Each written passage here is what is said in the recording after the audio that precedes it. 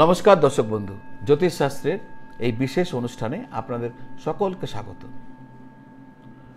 দর্শক বন্ধু, রাত্রে ঘুমানোর সময় মাঝে মাঝে কি আপনার মনে হয় যে আপনার ঘরে কেউ রয়েছে বা কেউ আপনাকে দেখছে? হয়তো আপনার মনে হয় না, কিন্তু এমন বেশ কিছু মানুষ আছেন, তারা যখন শুয়ে থাকেন তাদের মনে হয় যে কেউ এই ঘরে আছে, কেউ ও দেখছে, কেউ তাকে লক্ষ্য রাখছে। এটা সবসময় যে মনে হয় তা নয়, হয়তো আপনার ক্ষেত্রেও কোনো না কোনো সময় এমন আপনার মনে হয়েছে। আজকের আলোচনা এই নিয়ে শেষ পর্যন্ত আমার সঙ্গে থাকবেন। আমি এক অন্য ধরনের আলোচনা জ্যোতিষের আঙ্গিকে আপনাদের সামনে রাখার চেষ্টা করছি। নিশ্চয়ই আপনাদের ভালো লাগবে এবং আপনাদের কাজে লাগবে।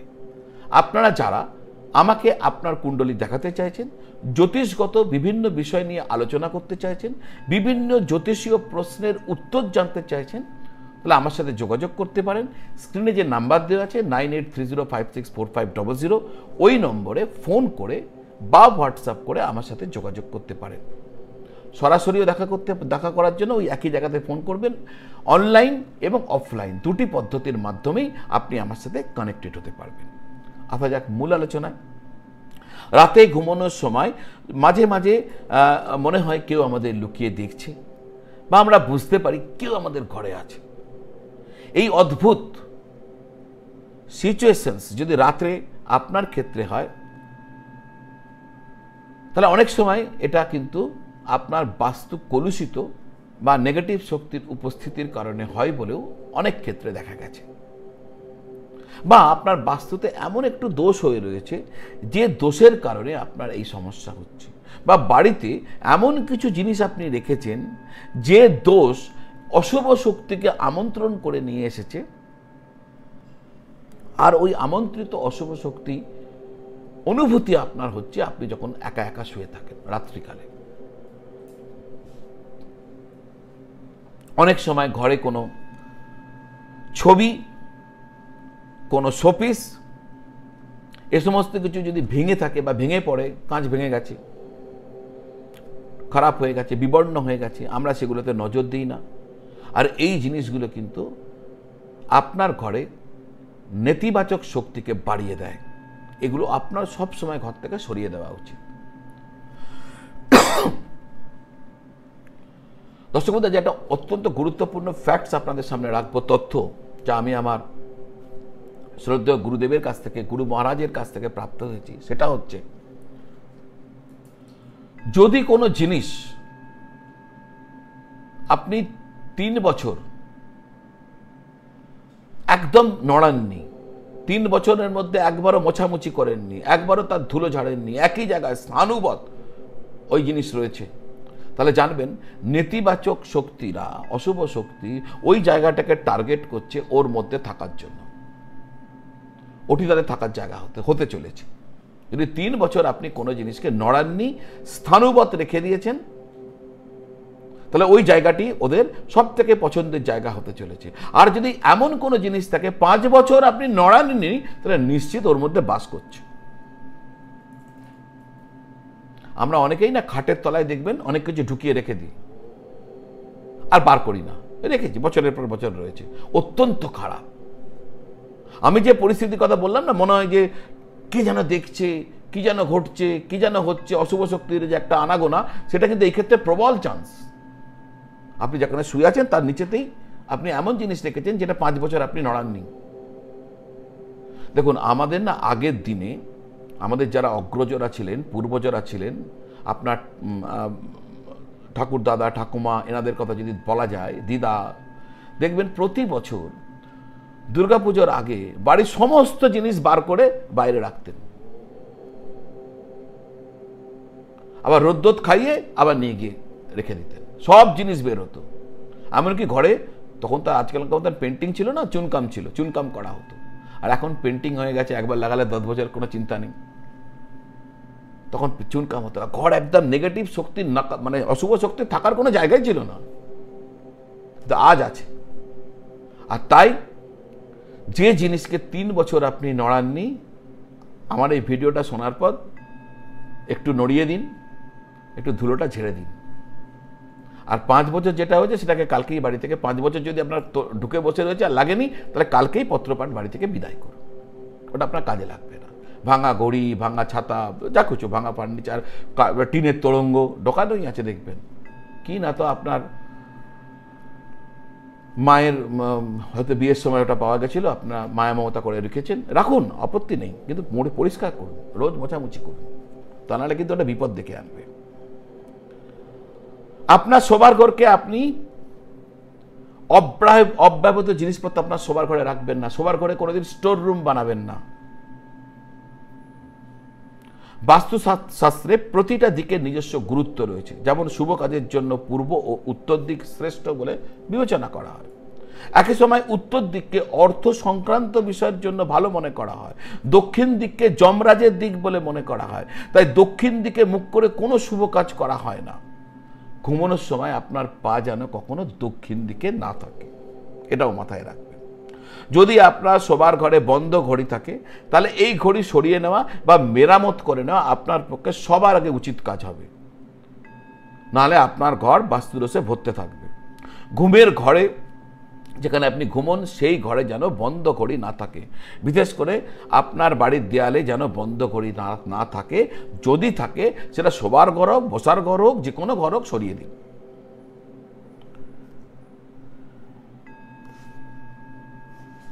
আপনাদের অনেকের মনে একটা প্রশ্ন রয়েছে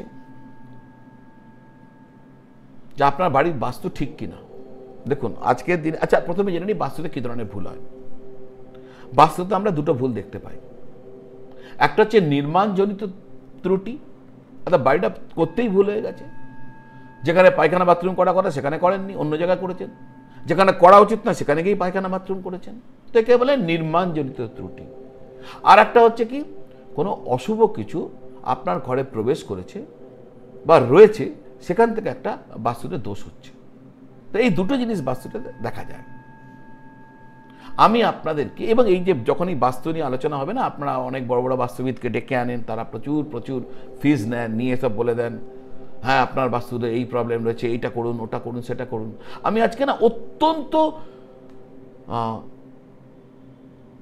সহজ সরলভাবে একটা সোজা উপায় বলে যাব, যদি করতে পারেন আপনার বাস্তু বিনা পয়সায় ভালো হয়ে যাবে। হ্যাঁ, করে দেখুন। কিন্তু এক্ষেত্রে আপনাকে শুধুমাত্র একজন জ্যোতিষ ব্যক্তিত্ব, মানে পণ্ডিত ব্যক্তির একটা সাহায্য নিতে হবে। যে কোনো জ্যোতিষ ব্যক্তিত্ব, যিনি জ্যোতিষ দিয়ে পড়াশোনা করছেন, তার কাছে যাবেন আর দু একটা তথ্য তার থেকে নিয়ে নেবেন, বাদ বাকিটা আপনার কাজ। কি, আপনি জ্যোতিষ ব্যক্তিত্বের কাছে গিয়ে বলবেন যে মহারাজ আপনি আমার সর্বাষ্টক বর্গ দেখে বলুন, সর্বাষ্টক বর্গে কোন ঘর সব থেকে বেশি সংখ্যা প্রাপ্ত হচ্ছে। এটা কেন বলছি, আপনার বাস্তু ভালো না খারাপ, আপনার বাস্তুকে বেস্ট রাখার জন্য কি উপায় করা উচিত, এর উত্তরে আপনি একজন জ্যোতিষ ব্যক্তিত্বের কাছে যান আর তাকে গিয়ে বলুন যে পণ্ডিতজি, মহারাজজি, আপনি আমাকে বলুন আমার কুণ্ডলী দেখে আমার সর্বাষ্টক বর্গে কোন ঘর সব থেকে বেশি সংখ্যা পাচ্ছে। এই কথাটা যেই বলবেন, জ্যোতিষ পণ্ডিত ব্যক্তিত্ব বুঝে যাবেন যে আপনি জ্যোতিষের এবিসিডি কোথাও না কোথাও শিখেছেন বা জেনেছেন বা জানেন। লোকে লগ্ন কুণ্ডলীর কথা বলে, লোকে নবাংশ কুণ্ডলীর কথা বলে, সর্বাষ্টক কথাটা খুব একটা চট করে বলে না, আপনি বলছেন। আপনার জ্যোতিষের কিছু নলেজ দরকার নেই, খালি এইটুকু জিজ্ঞাসা করুন গিয়ে, তাকে বলবেন আমি আপনাকে দক্ষিণা দিচ্ছি, আমার তিনটে প্রশ্ন, আপনার তিনটে আমার কোশ্চেন আছে, আপনি সেটি উত্তর দিন। এক হচ্ছে যে আমার কুণ্ডলিতে সর্বাষ্টক বর্গে সব থেকে বেশি সংখ্যা কোন ঘর প্রাপ্ত হয়েছে। এবার তিনি একটা বললেন যে অমুক ঘর প্রাপ্ত হয়েছে। সর্বাষ্ট বর্গে যে ঘর থেকে একাদশ ঘরে সব থেকে বেশি সংখ্যা আসছে, ওই যে ঘরটা যেটা বেশি বলে উনি আপনাকে বললেন, সর্বাষ্টক বর্গে গিয়ে ওনাকেই বলতে বলুন যে ঘর থেকে ওটি একাদশ ঘর হচ্ছে। মনে করুন আপনাকে বলা হলো কোনো একটা ঘরের কথা যেখানে সব থেকে বেশি সংখ্যা আসছে। এবার ওনাকে বলুন, পণ্ডিতজি দেখে বলুন যে ওটা আমার একাদশ ঘর থেকে কোন ঘর হচ্ছে।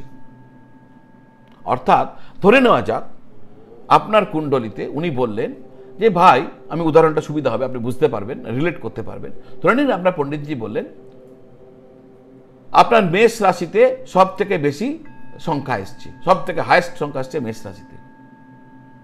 ঠিক আছে, তাহলে মেষ রাশি যদি হয়ে থাকে, তাহলে মেষ রাশির 11 নম্বর, মেষ রাশিকে আপনি লগ্ন, এবার মেষ রাশিকে লগ্ন ভাবুন, ওটাকে আপনি যেটা বেশি আসছে জ্যোতিষ বা মহারাজকে বলুন যে এটাকে আপনি লগ্ন ভাবুন, আমার কি লগ্ন আছে আপনি ভুলে যান, এই মেষ রাশিকেই আপনি এবার লগ্ন ভাবুন, ভেবে বলুন আমার 11 নম্বর ঘর কোনটা হচ্ছে। উনি আপনাকে বলবেন আচ্ছা মেষ রাশি যদি লগ্ন হয় তাহলে আপনার 11 নম্বর ঘর হচ্ছে কুম্ভ রাশি। আপনি জেনে গেলেন। এবার কুম্ভ রাশির অধিপতি গ্রহকে, এর পরের প্রশ্ন আপনার, আচ্ছা আমার তো কুম্ভ রাশি হলো, তাহলে কুম্ভ রাশির অধিপতি গ্রহকে? উনি বলবেন শনিদেব। এটাও জেনে গেলেন। এবার প্রশ্ন করুন শনিদেব কোন দিককে প্রতিনিধি করে, কোন ডাইরেকশন? শনিদেব কোন দিকের প্রতিনিধি করেন? পণ্ডিত মশাই বলুন আমাকে, আমার এই 4টে প্রশ্ন, আমার জীবন কেমন যাবে, আমার কবে কি হবে, কবে চাকরি পাবো, কবে বিয়ে হবে, এসব আমার প্রশ্ন নেই। শনিদেব কোন দিকের প্রতিনিধিত্ব করেন? তিনি বলে দেবেন পশ্চিম দিক। তাহলে আপনার উচিত হবে আপনার বাড়ির পশ্চিম দিককে সবসময় ক্লিন রাখা, পরিষ্কার রাখা, ক্ল্যাটার ফ্রি রাখা। যদি একদম ক্লিন পরিষ্কার রাখতে পারেন না, আপনার বাড়ি বাস্তুদোষ থাকবে না, আর আপনার বাড়ি না কথা বলতে শুরু করবে আপনার জন্য, আপনার ভাগ্যকে দিন প্রতিদিন ডেভেলপ করাতে থাকবে। আমি আবার বলছি, বুঝে নিন, কারণ কি রিপিটে এই জন্য যাচ্ছি যাতে আপনারা খুব পরিষ্কারভাবে বুঝতে পারেন। আপনি আপনার জ্যোতিষ ব্যক্তিত্বের কাছে গেলেন, গিয়ে বললেন যে আমাকে, আপনি আমার যা খুঁজে আপনার লগ্ন, যে লগ্নে হোক না কেন, আপনি ওদের দেখার দরকার, আপনি আপনাকে বললেন যে মহারাজ সর্বাষ্টক বর্গে সব থেকে বেশি সংখ্যা আমার কোন রাশি প্রাপ্ত হচ্ছে? উনি বললেন দেখে সর্বাষ্টক বর্ষে আমার মেষ রাশি পাচ্ছে, মেষে তোমার বেশি বেশি পয়েন্ট, ভালো। এবার আপনি বলছেন মেষ রাশিকে আপনি আমার লগ্ন বানান, আপনি ডাইরেকশন করছেন, বলে মেষ রাশিকে আপনি আমার লগ্ন বানান। এবার বলুন মেষ রাশি থেকে 11 নম্বর ঘর কোন ঘর হচ্ছে? মেষ থেকে 11 নম্বর ঘর হচ্ছে কুম্ভ। এবার জিজ্ঞেস করুন তাহলে কুম্ভ রাশির অধিপতি গ্রহ কে হচ্ছে? তিনি বলবেন শনিদেব। পরের প্রশ্ন হচ্ছে তাহলে শনিদেব যদি হয়ে থাকেন তাহলে ভগবান শনিদেব কোন দিকের প্রতিনিধি করছেন? তিনি বলবেন পশ্চিম দিক। আপনার উত্তর পাওয়া হয়ে গেল। এই দিকটাকে পরিষ্কার রাখুন, আপনি দেখবেন দারুণ দারুণ দারুণ ভালো থাকবেন। আশা করি আজকের এই যে তথ্য রাখলাম, যারা জ্যোতিষ অনুরাগী, জ্যোতিষ ভালোবাসেন, তাদেরও যেমন কাজে লাগবে, আর সাধারণ আমার বন্ধু যারা দেখছেন, আমার এই বন্ধু দর্শকরা, আপনাদেরও কাজে লাগবে। আপনারা সকলে ভালো থাকুন, সকলকে ভালো রাখুন। নমঃ শিবায়।